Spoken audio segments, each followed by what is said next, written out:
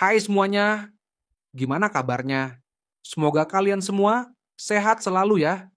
Di video ini aku akan ngebawain alur cerita dari manhwa yang berjudul Sang Advance Player. Di sebuah kota yang terlihat sudah hancur lebur, seorang pria terlihat berdiri di tengah reruntuhan. Pria itu melihat ke sekeliling dan sebuah menara yang sangat tinggi. Dia kemudian berkata bahwa selanjutnya adalah tingkat 9. Sedangkan di bumi, Sehhyun mengulang kembali apa yang dia dengar sebelumnya dari Kim Hyun-woo. Uang sebesar 110 miliar, 4 hak kepemilikan dungeon pemula, dan juga wanita asing tersebut sebagai tambahan kompensasi. Kim Hyun-woo membenarkan semuanya. Si-hyun merasa heran, bagaimana sang kakak bisa mendapatkan itu semua dari Seon-woo yang berkuasa. Kim Hyun-woo dengan santai mengatakan kalau Seon-woo memang harus memberikannya kalau tidak ingin berakhir tewas. Namun, Si-hyun penasaran kenapa Kim Hyun-woo harus membawa juga wanita itu. Pria itu kemudian mengatakan kalau dia membutuhkannya sebagai sandera. Selain itu juga ada yang memang ingin dia ketahui. Si-hyun tentu ingin tahu, tapi Kim Hyun-woo mengatakan kalau itu adalah urusan pribadinya dan Si-hyun tidak perlu khawatir. Si-hyun justru semakin bingung dan khawatir, tapi kemudian dia memilih untuk pergi. Hari itu ada sekelompok bos monster yang baru beregenerasi dan dia harus menangkap semuanya. Kim Hyun-woo memintanya untuk berhati-hati dan kemudian dia memperhatikan wanita yang masih tidak sadarkan diri itu. Dia kemudian melihat tato yang berada di lengan gadis itu, yang dia rasa mau dilihat dari sisi manapun terlalu mirip. Kim Hyun-woo ingat sebuah kalimat yang mengatakan, permulaan kekosongan yang sebenarnya dimulai dari membuang diri sendiri. Kim Hyun-woo mengingat topeng yang dibuat untuk mendalami kalimat itu. Tato wanita itu sangat mirip dengan topeng tersebut. Kim Hyun-woo bertanya, apakah semua itu hanya kebetulan? Dia kemudian membuka status wanita di depannya itu dan bisa melihat bahwa namanya adalah Hongrin. Saat ini dia sedang dalam proses pemulihan dari keracunan. Kim Hyun-woo melihat tidak ada info yang spesial dari sana. Dia juga tidak memiliki ingatan apapun mengenai wanita itu. Jadi dia memilih untuk bertanya langsung kalau perempuan itu bangun nantinya. Namun, tiba-tiba sebuah pemberitahuan muncul bahwa ada climber baru yang mulai mendaki ke tingkat 9. Tentu saja Kim Hyun-woo cukup terkejut. Tertulis juga bahwa sistem mengundang pria itu untuk memberantas climber itu dalam jangka waktu tertentu. Kim Hyun-woo tentu bingung karena melihat bahwa dirinya diundang dengan sisa waktu yang hanya 5 detik. Tiba-tiba Kim Hyun-woo sudah berada di hadapan Avi yang membuatnya bertanya apa tujuannya memanggil. Avi dengan panik mengatakan bahwa dia sedang ke sana. Tentu saja Kim Hyun-woo bingung dengan siapa yang dimaksud oleh Avi sebenarnya. Avi menjelaskan kalau dia adalah climber selanjutnya. Kim Hyun-woo ingin tahu seperti apa climber itu dan kapan dia akan datang.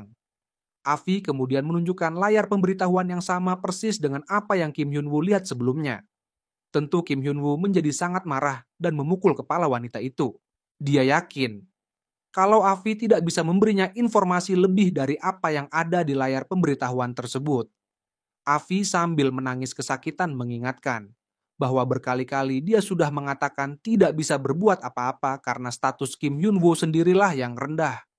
Kim Hyun-woo makin kesal karena baginya percuma kalau dia tidak tahu seperti apa climber itu dan juga kapan dia datang. Kim Hyun-woo juga penasaran dengan tujuan Avi sebenarnya memanggil secara tiba-tiba kalau hanya mengatakan hal yang sama seperti layar pemberitahuan. Avi dengan tegas mengatakan kalau dia sebenarnya memiliki permintaan. Kim Hyun-woo sedikit bingung saat itu. Avi kembali menjelaskan kalau climber kali itu akan lebih sulit dari sebelumnya. Sebelum climber kali ini datang, Kim Hyun-woo dikatakan sudah harus memiliki sesuatu.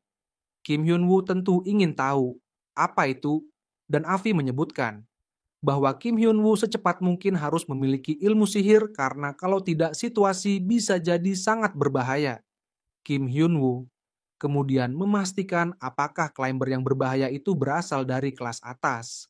Namun Avi menyangkal, karena kalau climber yang mendaki adalah kelas atas, maka tidak cukup hanya dengan memiliki ilmu sihir saja. Avi menjelaskan bahwa kedatangan climber kelas atas setara dengan kiamat dunia. Avi juga yakin kalau Kim Hyun Woo tidak akan bisa melawan climber kelas menengah yang akan datang tanpa ilmu sihir. Kim Hyun Woo masih penasaran apakah mereka benar-benar tidak bisa mengetahui di mana climber itu akan muncul. Dan apakah itu akan berarti akan terjadi crevasse lagi. Namun Avi mengatakan bahwa itu bukan informasi yang bisa dia sampaikan. Crevasse itu mungkin saja terjadi dan mungkin juga tidak. Kedatangan climber akan bergantung pada kekuatan atau misi dari climber itu sendiri. Kim Hyun Woo mulai menyimpulkan bahwa akan ada climber kelas menengah yang muncul dan Avi memanfaatkannya untuk menghadapi hal yang tidak jelas informasinya itu. Kim Hyun Woo bertanya, apakah benar itu yang ingin Avi sampaikan sambil mengepalkan tangannya? Avi segera melindungi kepalanya dan bertanya kenapa pria itu selalu memarahi dan memukulnya. Avi kesal karena Kim Hyun Woo seolah tidak pernah mendengar nasihat orang tua untuk tidak memukul wanita yang lemah. Avi menuding Kim Hyun Woo adalah anak yang mendapat pendidikan yang salah. Sempat terdiam sejenak, Kim Hyun Woo kemudian mengungkap kalau dia memang tidak memiliki orang tua karena meninggal dalam kecelakaan saat dirinya masih kecil. Mendengar hal itu, Avi segera panik dan meminta maaf berulang kali karena sudah salah bicara. Namun, dengan santai Kim Hyun Woo mengatakan kalau dia tidak mempermasalahkannya, jadi Avi juga tidak perlu merasa bersalah. Avi sedikit terpukau karena saat itu dia merasa kalau Kim Hyun Woo bukan sepenuhnya orang jahat. Di daerah Gwangjin, gedung bertingkat guil arang. Suara Kim Hyun Woo yang begitu kesal menggema. Dia yakin kalau apa yang dia lakukan sudah salah sejak awal. Dia juga yakin kalau lingkaran sihir itu juga tipuan. Padahal katanya, dia akan langsung bisa merasakan kekuatan sihir. Kim Hyun Woo kesal dan menganggap kalau semua itu hanyalah trik murahan. Suyun yang berada di tepian lingkaran sudah berteriak panik dan mengingatkan Kim Hyun Woo untuk tidak merusak lingkaran sihir tersebut yang berharga 50 miliar. Kim Hyun Woo kesal dan mempertanyakan dirinya sendiri yang tidak memiliki kekuatan sihir. Suyun berusaha menenangkan karena selama ini dia memang belum pernah mendengar seorang hunter gagal membangkitkan kekuatan sihir. Namun, untuk saat ini, Suyun sudah turut membantu dengan memusatkan kekuatan sihir miliknya. Tapi kekuatan sihir Kim Hyun Woo masih saja tidak berkembang.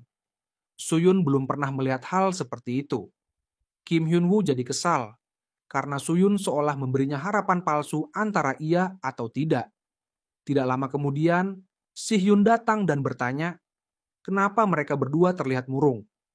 Padahal sudah 4 hari berlalu, tapi masih juga belum ada perkembangan.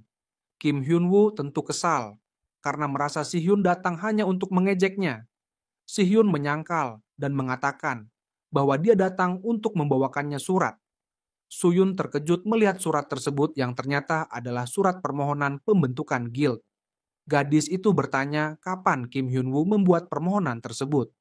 Kim Hyun Woo kemudian berkata bahwa setelah dia memiliki dungeon, dia memang ingin mencoba berbagai hal lain, termasuk membuat guild. Guild yang dia miliki diberi nama Guardian, yang artinya pelindung. Nama yang baginya sangat keren.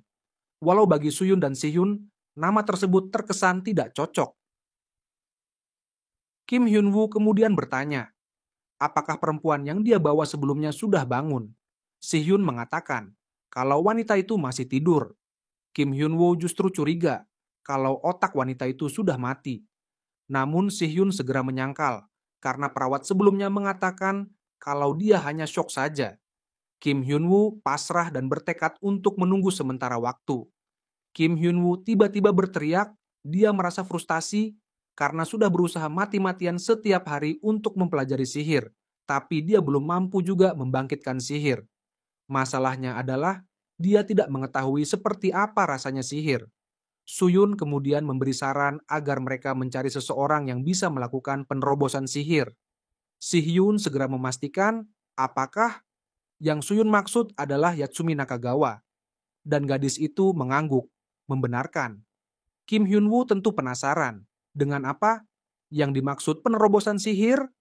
Si-hyun kemudian menjelaskan bahwa ketua Guild Aizanami dari Jepang memiliki skill yang unik, yaitu Acupoint.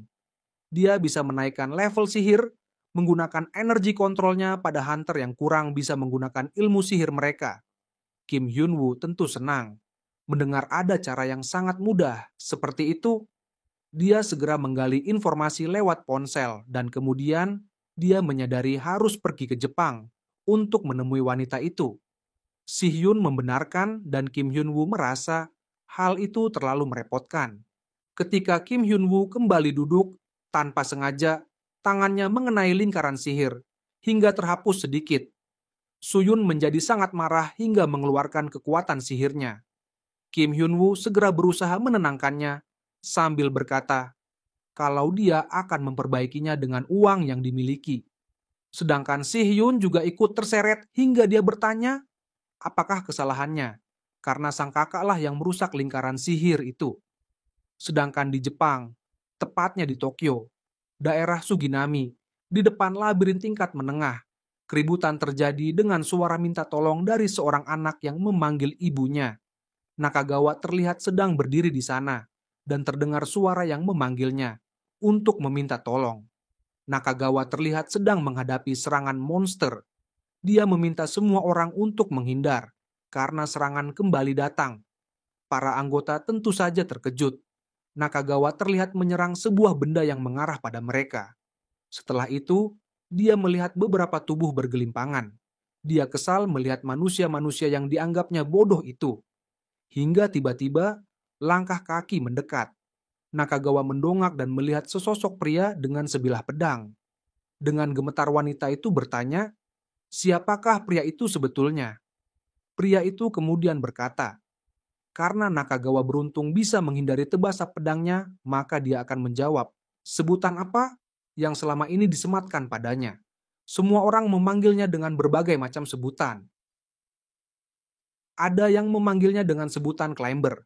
Kadang ada juga yang memanggilnya Master of Destruction. Dan ada pula yang memanggilnya Demon. Bahkan yang memanggilnya Dewa Petir pun ada. Namun sebutan aslinya adalah Pegasus. Pria itu kemudian menghunus pedangnya.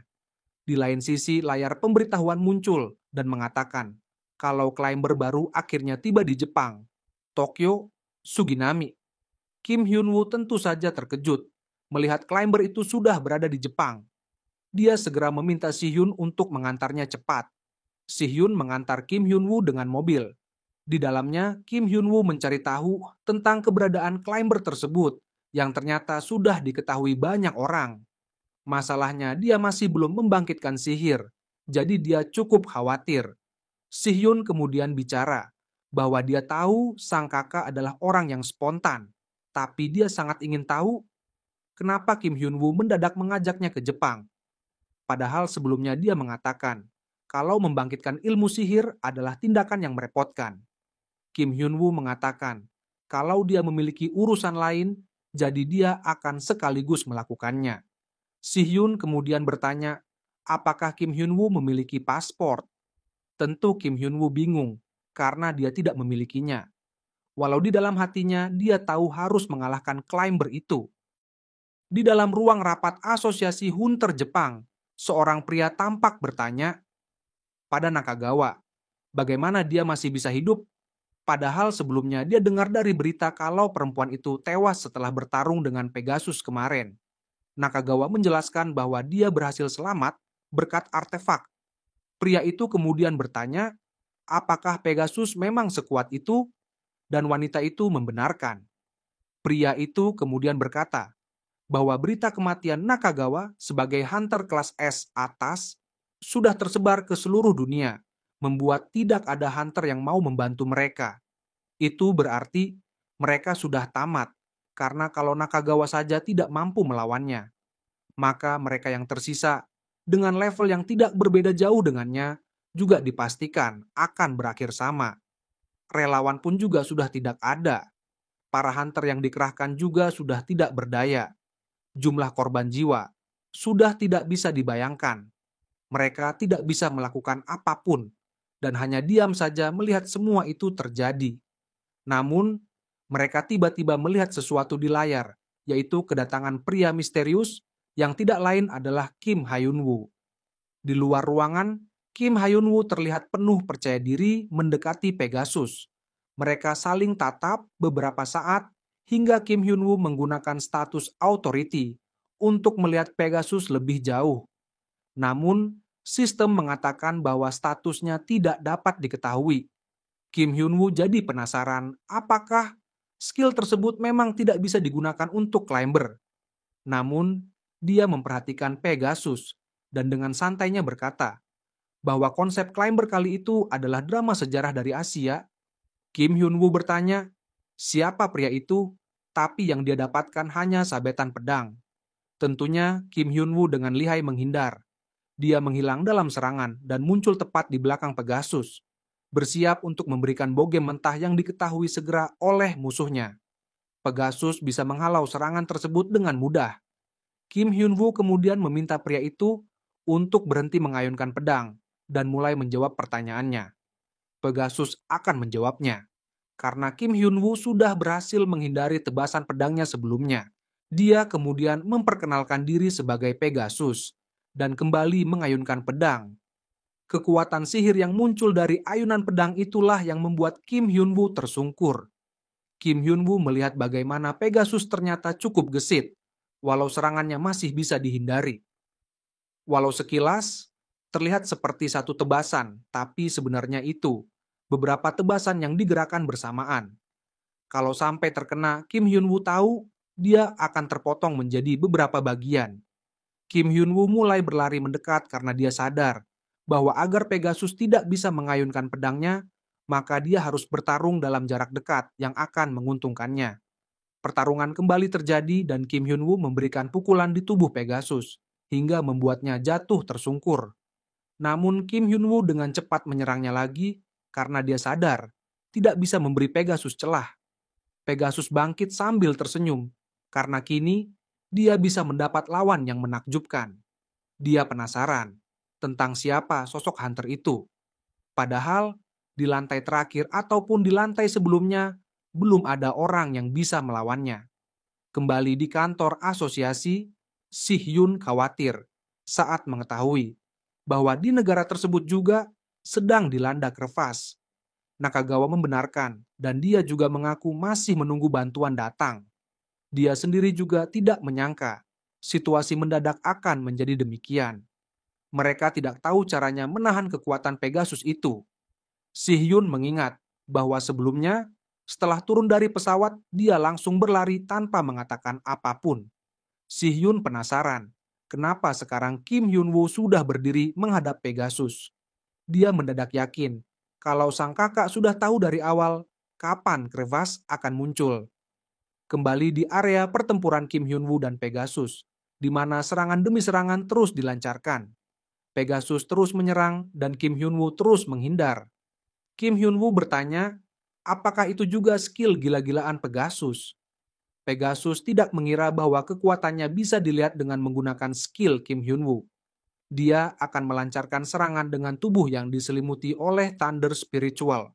Kemudian untuk menebas Kim Hyun-woo, dia akan menggunakan Demonic of Divine Sword. Dia yakin kalau tidak ada satupun kekuatan yang dia gunakan berasal dari sistem rendahan yang disebut skill menurut Kim Hyun-woo. Pegasus kembali mengayunkan pedangnya dan Kim Hyun-woo sadar kalau dia harus segera menghindari serangan itu.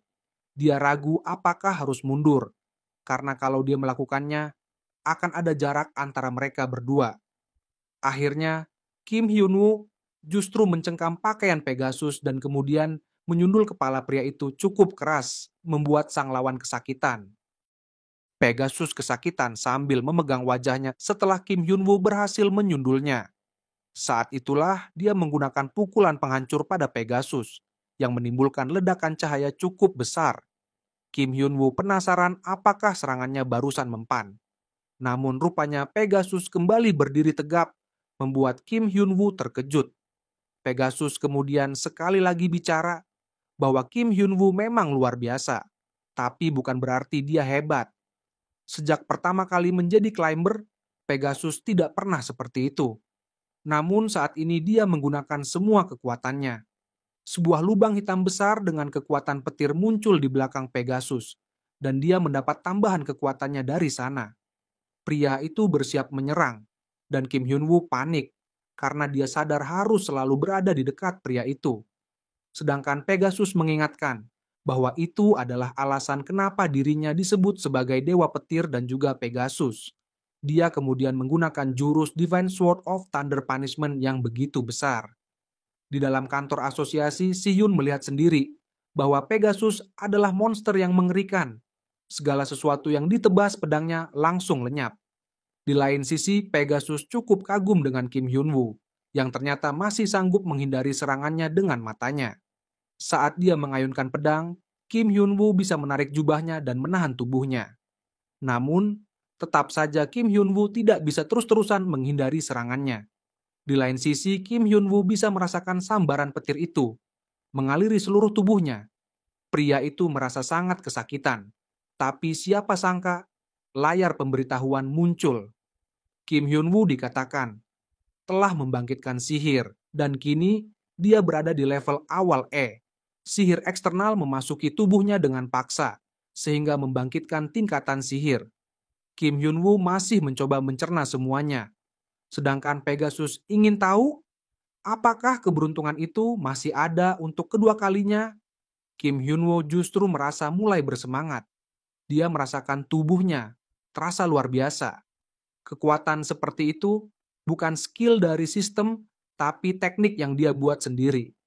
Kim Hyun-woo berpikir, kalau memang musuhnya itu adalah Pegasus, yang sama seperti yang muncul pada berbagai novel, yaitu orang yang mencapai tingkat tertinggi dalam peperangan, pria terkuat di dunia iblis. Di lain sisi, Pegasus merasa bahwa Kim Hyun-woo menakjubkan karena masih bersikeras untuk bertarung meskipun sudah melihat Divine Sword of Thunder Punishment miliknya. Kim Hyun-woo dengan santai bertanya, apakah Pegasus pikir dia akan takut dengan serangan tersebut? Pegasus merasa pria itu terlalu angkuh, padahal seharusnya dia menyadari bahwa dirinya tidak akan bisa menang melawan pria itu. Kim Hyun-woo membenarkan bahwa dia tidak bisa menang melawan kekuatan Pegasus sekarang. Namun, sambaran petir milik Pegasus itu sepertinya justru memicu semacam energi di dalam tubuhnya. Sebelumnya, saat Kim Hyun-woo terjebak di dalam menara dan berlatih berbagai macam seni bela diri, ada teknik yang bahkan tidak bisa dia ikuti, yaitu Heavenly Demons of Divine Technique. Karakter di dalam novel tentang ksatria yang mempelajari teknik ini disebut sebagai manusia terhebat di dunia karena memiliki kekuatan yang dinamai absolute power. Kim Hyun-woo dulu tidak memiliki tenaga dalam dan tidak mengerti bagaimana cara memanfaatkan chi dalam teknik bertarung. Jadi dia hanya bisa mengikuti semua karakter yang muncul di dalam novel dan meniru pergerakan mereka saja. Namun, sangat disayangkan kalau terus seperti itu. Kim Hyun-woo kemudian mengeluarkan ilmu sihirnya sendiri, juga sayap di punggungnya. Pria itu kemudian berkata bahwa dalam 10 detik sebelumnya, tanpa Pegasus sadari, dia justru sudah menjadi guru baginya. Kim Hyun-woo menunjukkan kekuatannya, membuat Pegasus terkejut. Kim Hyun-woo mengatakan akan memperlihatkan apa yang sudah dia pelajari dari Pegasus. Pria itu kemudian mencoba mengumpulkan seluruh kekuatan di satu tempat dan melancarkan serangan. Jadi, dia mencoba untuk mengumpulkan kekuatan itu di dalam tubuhnya dan menunjukkan teknik pribadinya melalui Divine Kick of Extreme Destruction. Tendangan dengan kekuatan besar itu membuat ledakan yang begitu besar. Pegasus berhasil dikalahkan, bahkan kamera pengawas juga hancur. Tidak lama kemudian, layar pemberitahuan muncul dan mengatakan kalau Kim Hyun-woo sudah berhasil mengalahkan Climber Pegasus dan dengan demikian, status authority pria itu mulai diakumulasi. Setelah dinyatakan berhasil mengalahkan Climber Pegasus dan status authority dihitung, sistem mendadak mengundang Kim Hyun-woo. Di Kastil Gilpado, seorang gadis masih memperhatikan rekaman video saat Kim Hyun-woo bertarung sebelumnya dan mengeluarkan jurus Divine Kick of Extreme Destruction. Gadis itu segera merasa begitu yakin kalau pria itu memang adalah masternya. Ingatan gadis itu kemudian kembali saat dirinya berada dalam menara. Dia sudah kesakitan dan merasa tidak bisa lagi bertahan dari serangan para monster. Dia bahkan mengira hidupnya akan berakhir dengan mengenaskan di sana. Namun saat itu, tiba-tiba seseorang dengan topeng tengkorak muncul. Orang yang kemudian mengajarinya bela diri. Orang yang pertama kali dia sebut sebagai Tuan. Dia adalah masternya. Gadis itu kemudian bertanya kepada salah satu pengawal tentang di mana area yang tersisa. Pria itu menjawab bahwa itu berada di dungeon sebelah timur yang dikuasai oleh Guild Wei-Yan. Kalau mereka bisa menguasai tempat itu, maka seluruh dungeon di China akan berada di bawah kepemilikan Guild Pado. Gadis itu kemudian meminta pria itu untuk menyelesaikan semuanya dalam 1 bulan, yang membuat pria itu terkejut. Pemimpin guild kemudian mengatakan kalau kali itu dia akan bergerak juga. Ketika dia tahu kalau master datang ke dunia luar itu, dia sudah bersumpah untuk memberi tempat yang nyaman baginya. Oleh karena itu, dia merasa harus bergegas secepatnya menemui sang master. Di lain sisi, Kim Hyun-woo yang berjalan bersama Si-hyun sudah disambut begitu meriah. Banyak wartawan berebut untuk mengambil gambarnya, sehingga saling dorong terjadi. Seorang wartawan kemudian bertanya, skill apa yang dia gunakan saat melawan Pegasus? Wartawan lain berkata bahwa sepengetahuan mereka, Kim Hyun-woo selama ini tidak memiliki sihir. Jadi, apakah pria itu memang menyembunyikannya? Wartawan lain bertanya, apakah Kim Hyun-woo memang sudah tahu kalau akan ada crevasse lain yang muncul di Jepang? Pertanyaan lain juga muncul tentang bagaimana Kim Hyun-woo bisa muncul secepat itu. Kim Hyun-woo tentu saja kesal karena merasa risih, dan dia meminta semua orang untuk diam. Sedangkan Si-hyun merasa kalau semua pertanyaan itu juga sama dengan apa yang memang ingin dia ajukan.